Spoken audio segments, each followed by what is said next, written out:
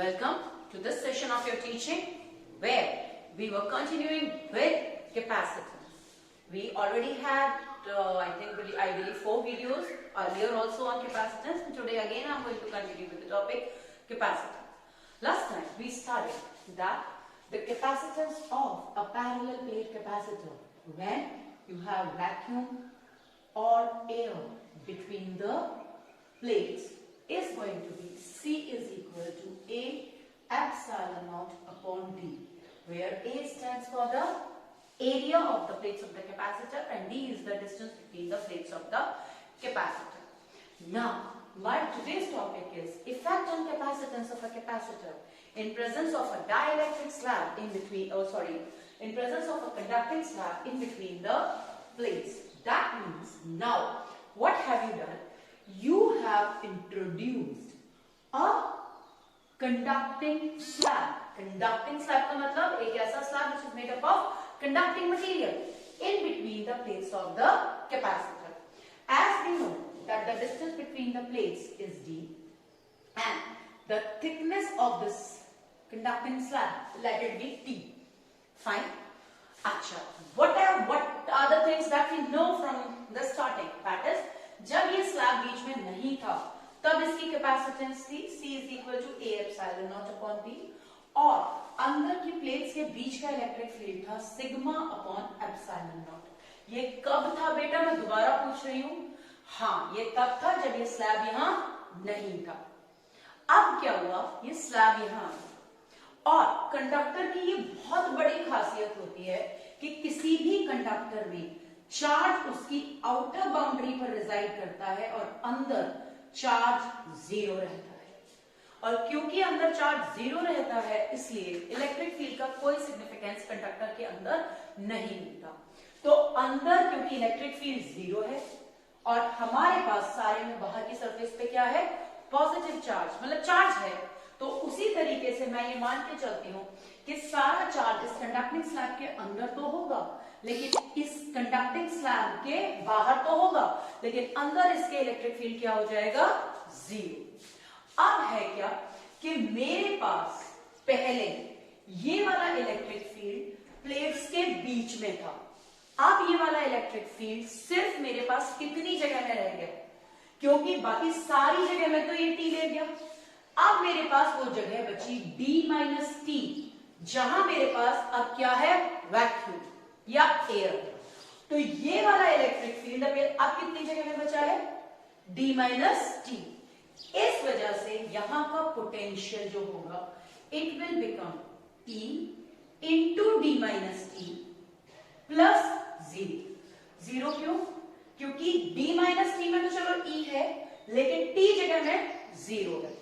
So in that case, children, I can write sigma upon epsilon naught D minus T.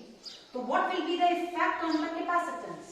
That was the effect on potential due to the presence of conducting slab. Due to the presence of conducting slab.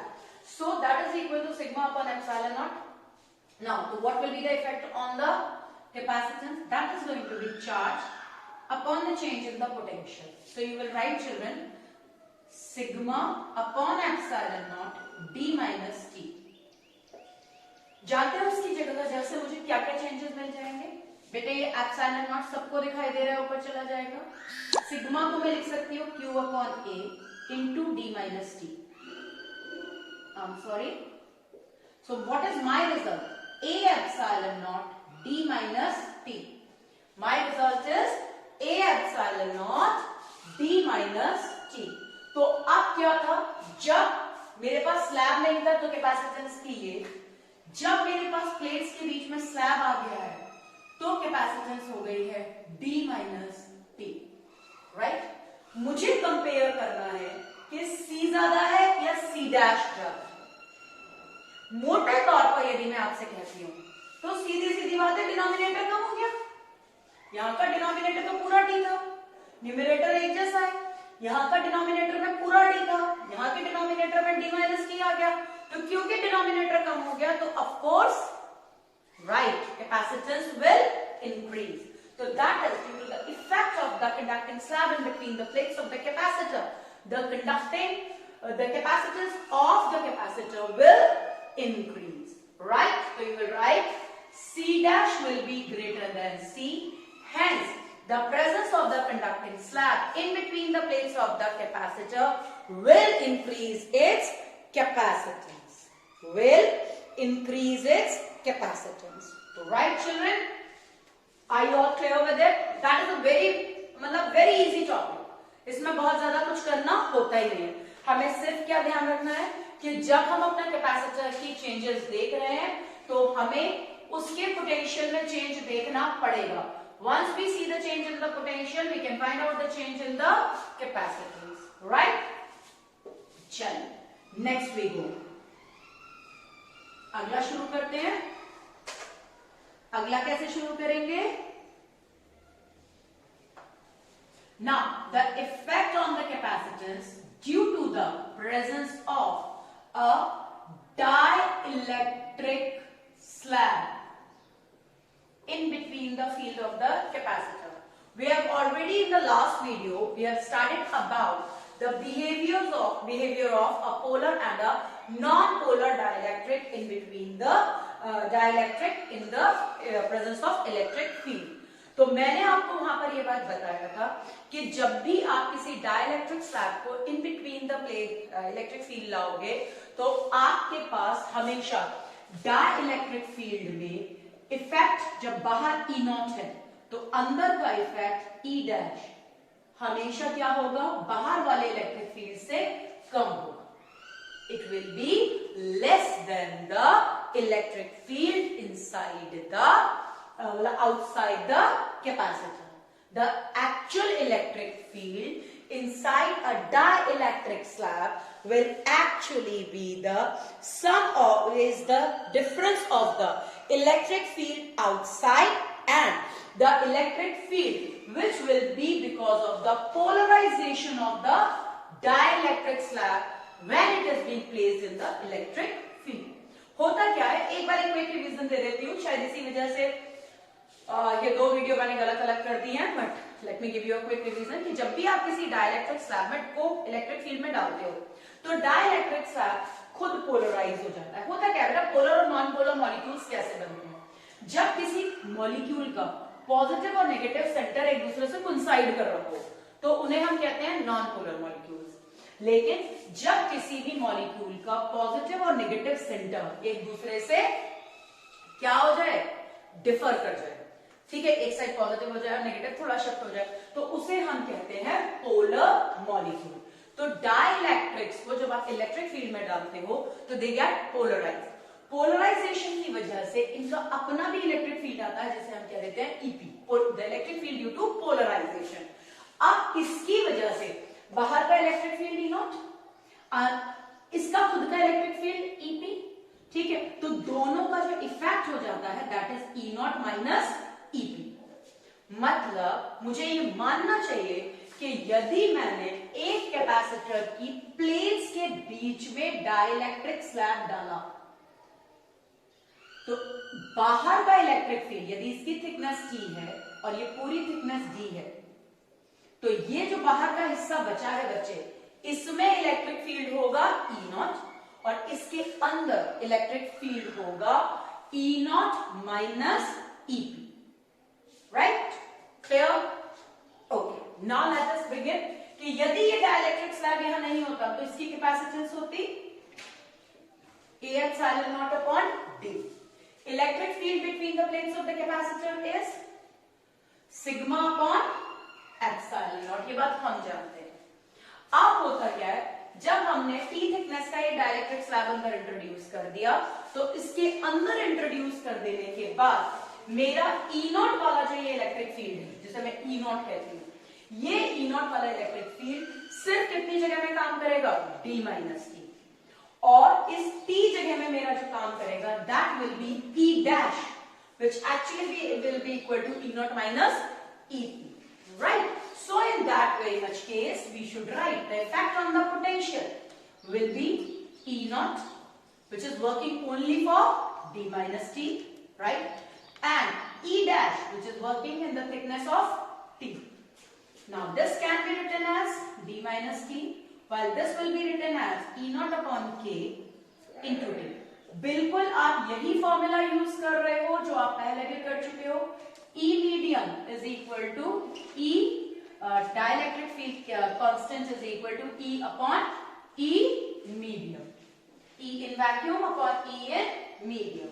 So E in medium will be equal to E upon K. So that is what I have used over here. यहाँ से E naught common हो जाने की वजह से हो जाता है d minus t plus t upon k. D minus t plus t upon k. So what will be the effect on the capacitance? It will be Q upon V dash. So you will write Q upon E naught d minus t plus t upon k. बस अब इसे करने के बाद बहुत आराम से सब कुछ हो जाएगा. How will you continue, children? C dash will be equal to Q. E naught की जगह आ जाएगा sigma upon epsilon not. Sigma की जगह पे आ जाएगा Q upon A. You will be left with D minus T plus T upon K, right? So again I am asking you कि denominator बढ़ गया या कम हो गया, और इसकी वजह से आप एक बात याद रखना, K is always greater than 1.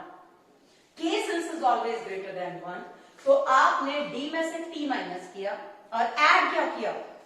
T upon K, where K is greater than 1. इसका मतलब जो आपने ऐड किया वो हमेशा उस वैल्यू से कम है जो आपने सब्ट्रैक्ट की. तो overall there is a decrease in the denominator. Still that is why C dash will be greater than C. That means I can say the presence of the dielectric slab also will increase the capacitance of my capacitor. उसमें भी यदि आप एक थोड़ा सा effort और डालें और आप मुझसे कहें कि ma'am what will be the effect if T is equal to D, if T itself is equal to D, then C dash will be equal to A epsilon naught D minus D plus D upon K, right? You will have K A epsilon naught upon D, that is equal to K C. ये मैं आपको कई बार बता भी चुकी हूं कि यदि आप अंदर कुछ भरोगे तो आपकी कैपेसिटेंस हमेशा बढ़ती ही जाएगी. प्रेजेंस ऑफ द डाइलेक्ट्रिक या कंडक्टिंग स्लैब never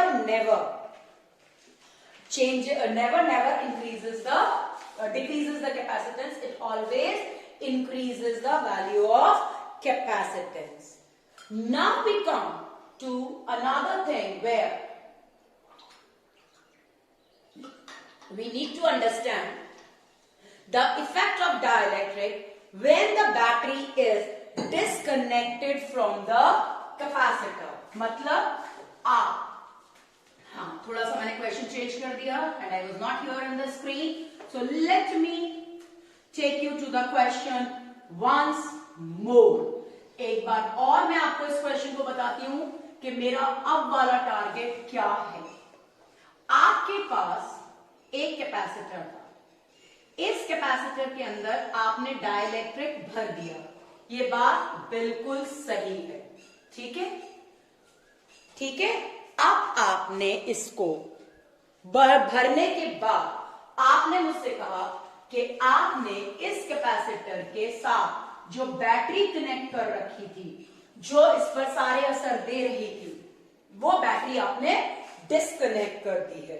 तो डिस्कनेक्ट करने की वजह से आपके पास क्या क्या असर आया? So the battery has been disconnected and we have a dielectric in between the plates of the capacitor. तो यहां पर हम जानना चाहते हैं कि कुछ पैरामीटर्स पे क्या फर्क पड़ेगा. तो कुछ पैरामीटर्स में मैं आपको दे रही हूं चार्ज. जब आप बैटरी डिस्कनेक्ट कर देते हो तो चार्ज रिमेन्स सेम.